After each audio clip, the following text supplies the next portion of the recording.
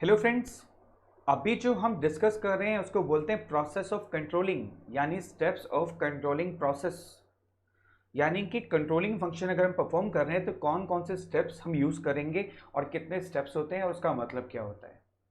पहला स्टेप आता है setting standards of performance. It is the first step, criteria against which actual performance would be measured. Both quantitative and qualitative terms, precise as it is possible, flexible enough to be modified. जिसका मतलब होता है कि setting standards of performance, यानी कि controlling process में ही पहला step आता है स्टैंडर्ड्स ऑफ परफॉर्मेंस को सेट करना, यानी कि क्राइटेरिया, एक ऐसा criteria against which actual performance would be measured. यानी कि कंट्रोलिंग जब आप करते हो तो पहले स्टेप में आपको एक स्टैंडर्ड सेट करना पड़ता है जिसके अगेंस्ट आप किसी की परफॉर्मेंस को इवैल्यूएट करोगे, राइट। ये जो आप परफॉर्मेंस सेट करोगे किसी की, ये qualitative as well as quantitative दोनों टर्म्स में होनी चाहिए। यानी कैसी क्वालिटी आप एक्सपेक्ट करते हो, कितनी क्वांटिटी आप एक्सपेक्ट करते हो, वो यहां पर सेट किया जाता है, right. It should be precise as it is possible, यानी बिल्कुल क्लियर टर्म्स में होना चाहिए। जो स्टैंडर्ड्स ऑफ परफॉर्मेंस है ना, पहले स्टेप पे जितना क्लियर होगा उतना ज्यादा अच्छा आप कंट्रोलिंग फंक्शन परफॉर्म कर पाओगे। And flexible enough to be modified, इसका मतलब जो हम स्टैंडर्ड्स सेट करते हैं ये कई बार हमें मॉडिफाई भी करना पड़ता है। देखो हमने पढ़ा था चैप्टर 3 जो कहता है business environment.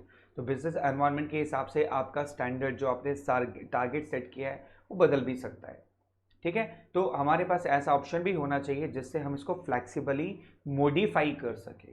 Is that clear? First step is clear to you. अब चलते हैं नेक्स्ट स्टेप के ऊपर में। नेक्स्ट स्टेप आता है measurement of actual performance measured in an objective and reliable manner, यानी कि जो परफॉर्मेंस आप इवैल्यूएट कर रहे हो, मेजर कर रहे हो, उसको बड़े ही ऑब्जेक्टिव वे में और रिलायबल मैनर में कलेक्ट करो after the task is completed. यानी कि जब आप एक्चुअल परफॉर्मेंस को इवैल्यूएट कर रहे हो तो ऑब्जेक्टिव टर्म्स में होनी चाहिए, यानी न्यूमेरिक टर्म्स में होनी चाहिए, नंबर्स में, यूनिट्स में, किलो में, है ना, जिससे इसको कैलकुलेट करना काफी आसान हो जाए। वैसे तो हर चीज की अलग यूनिट होती है, जैसे आप ब्लड टेस्ट की बात करें, वहां पर सैंपल लिए जाते हैं तो उसकी यूनिट कुछ अलग होती है। आप सामान बनवा रहे हैं, प्रोडक्शन कर रहे हैं तो किलो के अंदर नाप सकते हैं उसको आप, है ना। कुछ पीसेस को आप नंबर ऑफ यूनिट्स में भी नाप सकते हैं आप। लेकिन कहने का तात्पर्य यह है कि जब आप एक्चुअल परफॉर्मेंस को मेजर करते हो it should be done after the task is completed. ऐसा क्यों कहा जाता है? क्योंकि देखो कुछ लोग ना स्टार्टिंग में बड़ी स्लो होते हैं लेकिन बाद में एकदम पेस पकड़ लेते हैं, और कुछ लोग स्टार्टिंग में ऐसे दौड़ते हैं भाई जैसे सारे रिकॉर्ड तोड़ देंगे, और बाद में जाकर के हाफना शुरू कर देते हैं और कुछ भी अचीव नहीं करते। मैं ये मानता हूं, मेरा पास्ट एक्सपीरियंस कहता है बच्चे भी ऐसे होते हैं 12th क्लास के। कुछ बच्चे स्टार्टिंग में इतनी तेजी से भागते हैं, इतनी मेहनत करते हैं और लास्ट में आकर के डंबू हो जाते हैं, बिल्कुल कुछ नहीं पढ़ते, नंबर भी नहीं आते ढंग के। कुछ बच्चे स्टार्टिंग में कोई मेहनत नहीं करते लेकिन लास्ट में आकर के पता नहीं क्या उनके पीछे गोली बजती है, इतनी तेज परफॉर्म करते हैं कि बस सारे रिकॉर्ड तोड़ देते हैं। इसलिए हमें कभी भी किसी भी एम्प्लॉय की परफॉर्मेंस को बीच में चेक नहीं करना चाहिए। कब करना चाहिए? जब टास्क इज कंप्लीटेड, जब टास्क कंप्लीट हो जाए तब आप उसकी चेक करो, तब एक्चुअल में पता चलेगा किसकी कितनी परफॉर्मेंस है। Performance of an employees, companies performance, work of progress, efficiency of production, यानी सारी चीजें हमें बोलते हैं, इन सबको हम बोलते हैं मेजरिंग ऑफ एक्चुअल परफॉर्मेंस। और एक्चुअल परफॉर्मेंस आप एम्प्लॉय की परफॉर्मेंस के बेस पे भी चेक कर सकते हो, कंपनी की परफॉर्मेंस के बेस पे भी चेक कर सकते हो। प्रोग्रेस ऑफ वर्क, यानी वर्क कितना प्रोग्रेस हुआ, 50% कंप्लीट हुआ, 60%, 70%, 80%, आप ऐसे भी चेक कर सकते हो। एफिशिएंसी ऑफ प्रोडक्शन से भी चेक कर सकते हो आप। तो परफॉर्मेंस को इवैल्यूएट करने के बहुत सारे तरीके हैं और डिपेंड करता है ऑर्गेनाइजेशन टू ऑर्गेनाइजेशन कि कौन सा तरीका उनको सूट करता है। तो पहला स्टेप था सेटिंग स्टैंडर्ड्स ऑफ परफॉर्मेंस, दूसरा स्टेप है इसका मेजरमेंट ऑफ एक्चुअल परफॉर्मेंस, तीसरा स्टेप आता है comparing actual performance with the standards. Comparison becomes easier when standards are set in quantitative terms. ये तुम शुरू से कहते आ रहे हैं कि हमेशा स्टैंडर्ड जो आप मेंटेन करते हो वो क्वांटिटेटिव टर्म्स में होने चाहिए, गिनती में, नंबर्स में, है ना, किलोग्राम हो गया, 20 यूनिट हो गया, इस तरीके से जैसे आपको मार्क्स मिलते हैं, है ना, तो मार्क्स भी तो नंबर के होते हैं ना, तो वो कंपैरिजन करना आसान हो जाता है। अब हम यहाँ क्या कर रहे हैं, कंपैरिजन कर रहे हैं कि हमने स्टैंडर्ड फिक्स किया था 20 यूनिट का, और कितने लोगों ने 20 यूनिट बनाई, कितने लोगों ने 20 से कम बनाई, कितने लोगों ने 20 से ज़्यादा बनाई। ये हमारा क्या है, थर्ड स्टेप। देखो कंट्रोलिंग के लिए आपको स्मार्ट तो बनना ही पड़ेगा, अगर आप स्मार्ट नहीं हो तो कंट्रोलिंग आप कभी परफॉर्म नहीं कर सकते। अच्छा, यहाँ मैं आपको बता दूं कि बेटा नोट्स को ज़रूर रेफर कीजिएगा, ज़रूर ज़रूर रेफर कीजिएगा। यहाँ पर वीडियोस में हम बड़ा प्रिसाइजली टॉपिक्स को डिस्कस कर रहे हैं। अगर आपको एक्सप्लेनेशन अपनी इंप्रूव करनी है, you must go with the notes. जो नोट्स हम आपको प्रोवाइड कर रहे हैं उन नोट्स को ज़रूर ज़रूर ज़रूर रेफर करना है आपको, तभी आपकी एक्सप्लेनेशन काफ़ी अच्छी हो पाएगी। ठीक है, चौथा स्टेप आता है एनालाइजिंग डिफरेंसेस।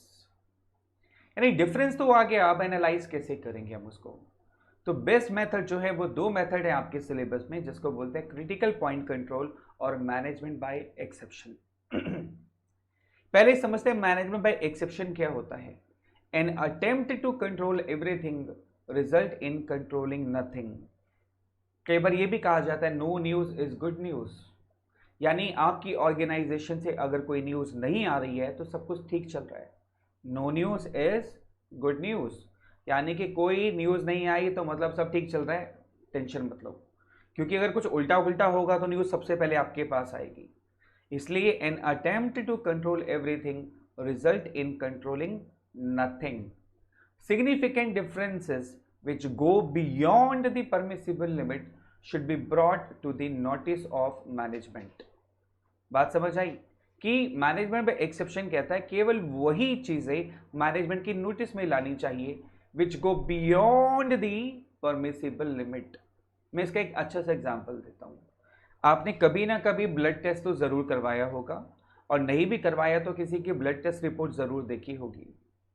उसमें एक रेंज डाली होती है ना, कोई भी चीज़ जब डॉक्टर चेक करते हैं उसमें एक रेंज होती है, और जब भी कोई चीज़ रेंज के बाहर होती है तो उसको बोल्ड कर देते हैं, डार्क ब्लैक कहते हैं ना उसको, बोल्ड कर देना, ताकि डॉक्टर की नज़र सीधी उस पॉइंट पे जाए जो बोल्ड है, यानी ये चीज़ रेंज से बाहर जा रही है। It should be brought to the notice of doctor. ऐसे ही मैनेजमेंट के अंदर में जो चीज रेंज से बाहर जा रही होती है उसको हमें मैनेजमेंट की नोटिस में लेकर आना चाहिए। फॉर एग्जाम्पल ले लेते हैं मैनेजमेंट से।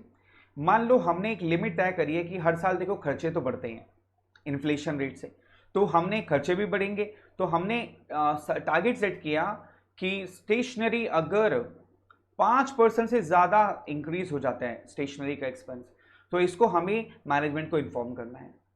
ऐसे लेबर एक्सपेंसेस अगर 2% से भी ज़्यादा इंक्रीज हो जाते हैं तो हमें मैनेजमेंट को इन्फॉर्म करना ही करना है। हमने रेंज डाल दी, लिमिट, ठीक है। अब अगर स्टेशनरी एक्सपेंस 4.5% से बढ़ता है, 4.5% से, तो मैनेजमेंट को इन्फॉर्म करने की ज़रूरत नहीं है, ठीक है। केवल वही डिफरेंस हमें बताना है विच गो बियॉन्ड परमिसिबल लिमिट। अब मान लो लेबर एक्सपेंसेस 1.5% से बढ़ते हैं तो कोई टेंशन नहीं है, कोई इन्फॉर्म करने की जरूरत नहीं है। 1.9% से बढ़ते हैं तो भी इन्फॉर्म करने की जरूरत नहीं है, लेकिन 2.1% होते ही आपको मैनेजमेंट को इन्फॉर्म करना पड़ेगा, क्योंकि मैनेजमेंट ने 2% की लिमिट तय कर रखी है कि लेबर एक्सपेंस 2% से ज़्यादा नहीं बढ़ने चाहिए। इसको बोलते हैं मैनेजमेंट बाय एक्सेप्शन, यानी जो चीज़ एक्सेप्शनली अलग जा रही है उसको कंट्रोल करो। एक और छोटा सा एग्जांपल ले ले, बड़ा अच्छा एग्जांपल है प्रैक्टिकल लाइफ का। आप ड्राइविंग तो करते ही होंगे, 2 व्हीलर 4 व्हीलर। जब आप रोड पर होते हैं इतनी सारे व्हीकल्स आपके साथ जा रहे होते हैं, ठीक है, और आपको सबसे बचना भी होता है। अब आप ध्यान से सोचो, आप केवल उस व्हीकल पर नज़र रखते हो जो थोड़ा जिगजैग करके चला रहा होता है या जो गलत तरीके से चला रहा होता है। आप सारे व्हीकल पर नज़र नहीं रखते हैं, केवल किस पर रखते हैं, जो एक्सेप्शनली अलग हटके चला रहा होता है, कि आपको उससे बचना है। उसी को बोलते हैं मैनेजमेंट बाय एक्सेप्शन। समझ आ गई बात। सिर्फ हमें उन चीज़ों पर ध्यान देना चाहिए जो परमिसिबल लिमिट से बाहर हो जाते हैं। जो लोग रोड पे प्रॉपर गाड़ी चला रहे होते हैं ना, हम उनकी तरफ ध्यान नहीं देते, क्योंकि हमें पता है यार ये अच्छा चला रहे हैं, कोई टेंशन नहीं है हमको इनसे।